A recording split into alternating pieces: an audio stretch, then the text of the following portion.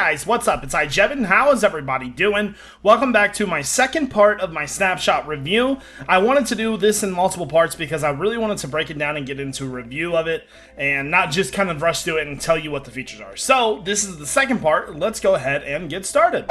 Alright, so the first thing that we are going to talk about in this second part is dual wielding. Dual wielding was added to the game as well as all the other end changes, but dual wielding was one of the big combat updates that everybody was kind of freaking out about. Now, we don't have shields yet, but first off, to start off with dual wielding, the first thing you want to do is get 2 items in your inventory.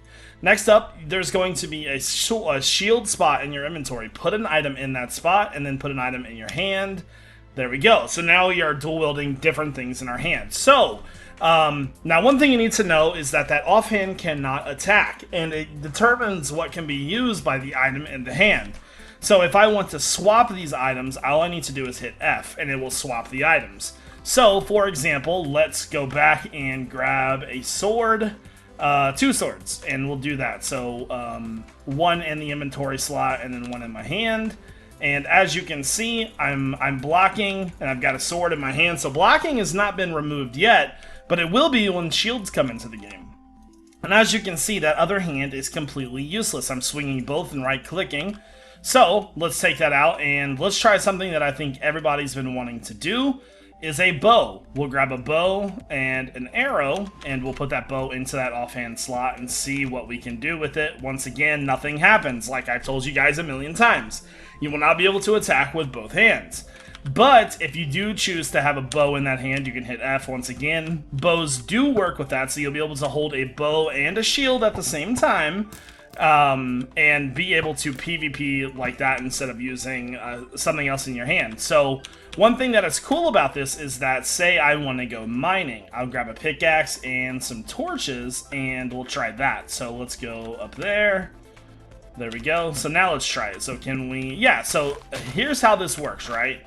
So I've got the pickaxe in my hand, and I'm mining with this pickaxe, and all I'm doing is I'm using my typical button to mine. Come over here real fast, a little bit easier. So I'm mining away, but oh, it looks like I need some torches. All I'm gonna do is right-click. Right-click is going to place this down. The hand animation is weird. I'm not used to it yet, but it's definitely awesome. I like this. This is going to make Jevin very, very happy. So next up is the away. You can actually place blocks with this too. So let's grab a stack of blocks. Put those there, and I think it's the same thing as the torches. Yeah, you should be able to place one just like so. So that's very cool. Now, if you're left or right-handed and you want to change this item, you can go into options, and I think it's under skin customization. Main right hand to left hand. It's going to put your pickaxe in that hand, put your block placing in that hand. That's a little bit more accurate for the button clicking, because the button clicking is, it's now on the same side as what it would be. So dual wielding is a work in progress. Now, some things that would require, like a map previously required 2 hands.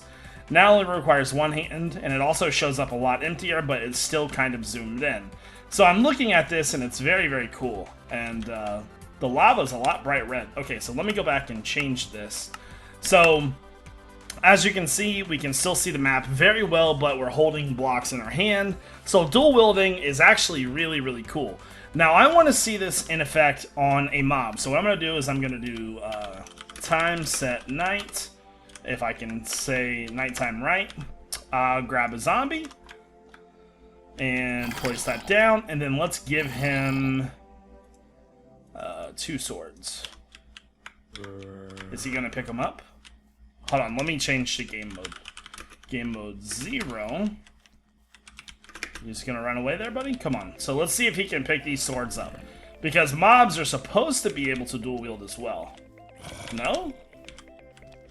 Maybe they have to spawn with them, because it doesn't look like he is picking them up. So, I guess it would still be a work in progress. They said not everything was going to be into the game, but that is very cool. Another thing that they said was, since this is an effect now, we should be able to wear blocks as helmets. But that doesn't seem to work either. So, anyways, let's go ahead and move on. Alright guys, so next up we are going to talk about arrows. Now, unfortunately, the potion arrows do not have a crafting recipe yet. I have tried just about everything to try to craft this arrow with this potion. I couldn't get it to work. But in our creative inventory, we have all the different arrows that can be tipped with potions. So for this example, we're going to work with the potion of harming, and I'm also going to show you about the spectral arrow. So the spectral arrow is going to show an outline of whatever you hit with it. So by the way, if you're wondering how does it choose which arrow it shoots first, you can actually equip arrows into your slot up here if you'd like, or the first one on your hotbar to be chosen. So for this example, if I'm going to shoot an arrow, it's going to shoot the spectral arrow, right? And if I hide, I can still see this guy through everything. The effect is, I think the effect lasts about 10 to 15 seconds. And as you can see, it's wore off. Now, if I really want to use the spectral arrow, I can put it up in my inventory and do the same thing. Now, for example, just to show that this is the right way to do things, if I want to shoot a potion of harming, I can kill mobs just by using that potion of harming with that arrow. But unfortunately, there's no way to craft this yet. But as far as PvP tactics go, you no longer have to carry a ton of potions with you, because say you're PvPing, you can just simply shoot an arrow into the sky, shoot yourself with it, you know, and then move on and continue PvPing. So the spectral arrow is not very hurtful. It shows mobs and outlines, lasts for about 10 seconds. Unfortunately, like I said, there is no way to craft those potion arrows yet, though. So next up, we are going to talk about skeletons. Skeletons now have a bow animation when they shoot. Another thing that you can do for map makers is you can actually equip skeletons with potioned arrows. So let's get this guy to shoot at us real fast. We're just going to simply go into game mode 0. Let's see what happens here. Wait for it to shoot us. Hello. Oh, that's awesome. Look at that. That's so cool. So like I said, you can have this guy with potion-tipped arrows as well as zombie changes. Zombie changes, there wasn't a lot of difference in zombie changes, but now zombies can actually spawn with left-handed swords rather than right-handed swords. They will spawn with either or. It's kind of like a random toss-up, so that's pretty cool as well.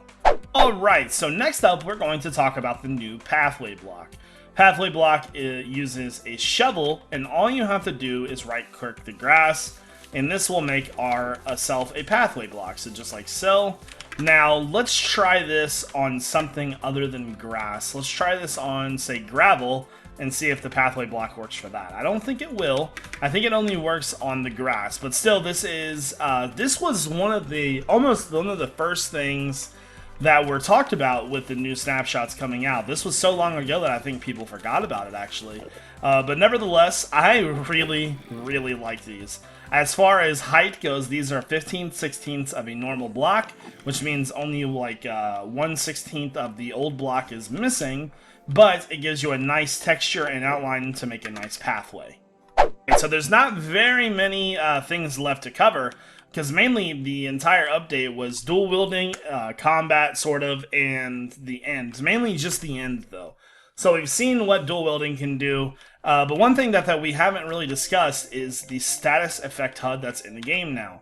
If you drink a potion, so for example, let's do a splash potion of weakness.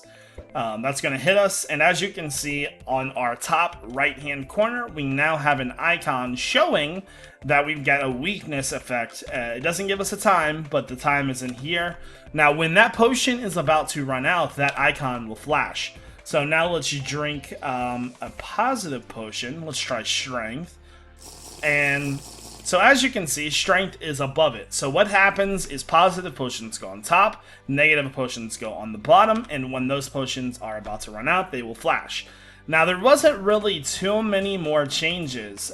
So one of the other changes is if you see these dead bushes right here, upon collecting those, you can actually, when you break these, they will drop sticks now. So let me go into game mode 0, and I'll break that, and maybe I have to collect it first. I don't know. Because it says dead bushes can now drop sticks when broken, so it might just be a random chance. Let's try a couple more here, because I'm not having any luck, but... Oh, there we go. Alright, so we were able to get that to work, so dead bushes now drop sticks, ender pearls can be thrown in creative mode, and just lots of bug fixes, so it's pretty cool. We've covered all the end changes. I think that pretty much does it for all the changes. One of the things that people that I didn't mention is that like the dragon head is now available, right? So what we can do is we can do this, this, and this, and go here, here, and here. That's so awesome. All right, and now when you move, the head actually moves.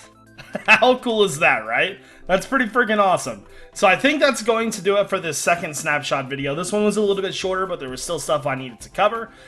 So in general, we have tons and tons of changes. Now, I'll just go down the list real fast just to cover everything. There's the new beetroots, lots of different loot. There's the purple blocks, dual welding, the new inventory slot for arrows, and just any items that you want to put in there. Carrot on a stick has a new texture when it's eaten. There are arrows can be tipped with potions, the new spectral arrow. Mob drop chances and tags are no longer used. The skeleton has the new bow changes, new death message, new pathway blocks, boss bar improvements, main end island changes, new dragon fight, ender dragon head is an item. In gateway, in city, in stone bricks, and rod course plants, and just, you know, a slew of other things. So I hope you guys enjoyed this second video. Make sure you hit that like button, guys. Other than that, I hope you have a great day. Jevinator challenge for this video is going to be 600 likes. Question of the day is, as a snapshot in whole, how are you guys liking this so far? Let me know down in the comment section below. Other than that, I hope you have a great day. This is iJevin. Peace out.